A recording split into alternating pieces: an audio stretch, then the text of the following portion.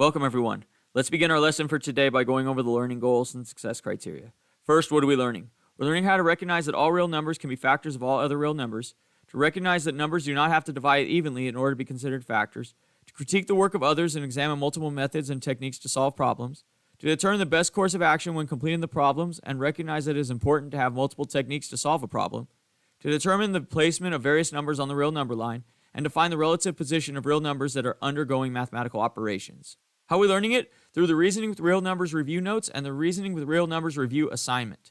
When can we use this information? To recognize that there are an infinite number of solutions to every problem and that the most important factor in solving any problem is to find the best approach. To organize thoughts and ideas about any topic in order to provide a valid argument for your thoughts, beliefs, and ideas. And to organize thoughts and ideas according to a given structure, such as planning out the events of a day based on time, duration, and number of tasks. How do you know you learned it? By getting a score of 4 on the Reasoning with Real Numbers review assignment.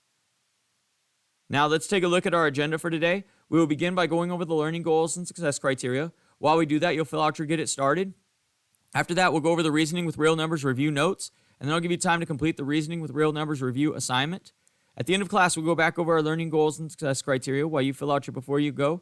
Your only homework for tonight is continue working on the Reasoning with Representations of Functions study guide and any incomplete assignments that you may have. Let's take a look now at the Reasoning with Real Numbers review notes. The notes begin with the learning goals and success criteria. First, what is a factor? A factor is any number that can be divided into a given number. For example, is 3 a factor of 36? Well, we know 3 goes into 36 12 times, so it is a factor. Now the question is 7 a factor of 36? Here's what I want you to get out of this. Every number except 0 is actually a factor of every other number, because every number can be divided into every other number and create a result. For instance, I can multiply 7 times something to get 36. Now, it may not be an integer that I multiply it by, but I can multiply it by something and still get 36. So, can I prove that 3 is a factor of 7? Well, that means 3 times some number is equal to 7. So if I divide both sides by 3, I get that x is equal to 7/3. So if I multiply 3 times 7/3, I get 7. So 3 is a factor of 7, it's just not an integer factor of 7. So every number can be a factor of every other number. Is e a factor of 6? Well, I can do this and say e times x is equal to 6. Well, I divide both sides by e and I get x is equal to 6 divided by e. So if I multiplied e times 6 over e, I get 6. So e is a factor of 6. It's just not an integer factor of 6. So what I want you to get out of this is that every number except 0 is a factor of every other number. We can multiply by something. Now, it may not be pretty, but we can multiply by any number and get some other number. So every number is a factor of every other number except for 0. Now let's talk about the types of true statements. So there's 3 types of true statements. The first one is always true. A statement is always true if there are no examples that can make it not true. So for instance, the sun comes out today. That's always true. It may be kind of overcast, but the sun is still out. So that's an always true statement. Sometimes true means that there are examples of it being true and examples of it not being true. So we can provide examples on both sides. And then never true means that there are no examples when this ever happens. So, for instance, the sun comes up in the morning. Well, we know that that's always true. The sun always does come up. So that is an always true statement.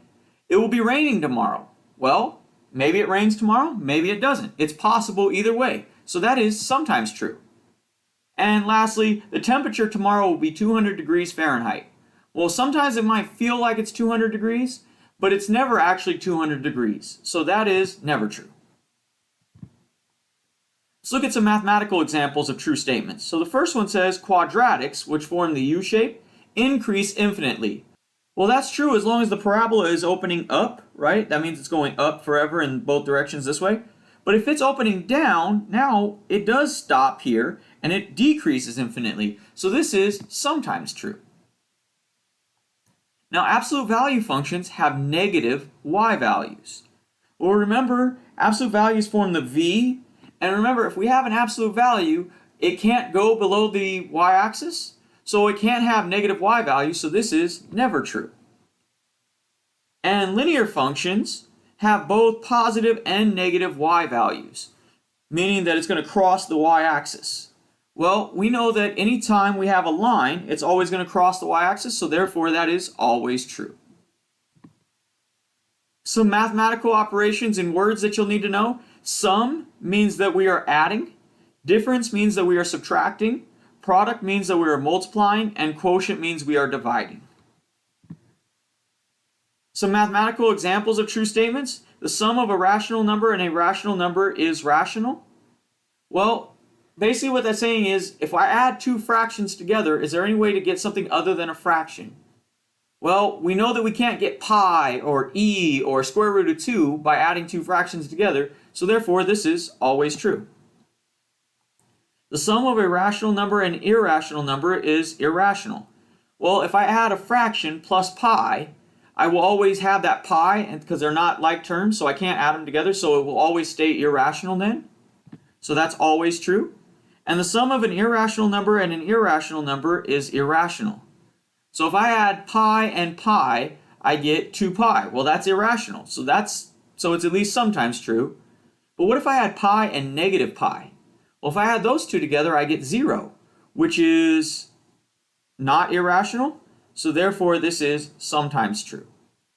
What is the real number line? The real number line represents an infinite line that represents all real numbers.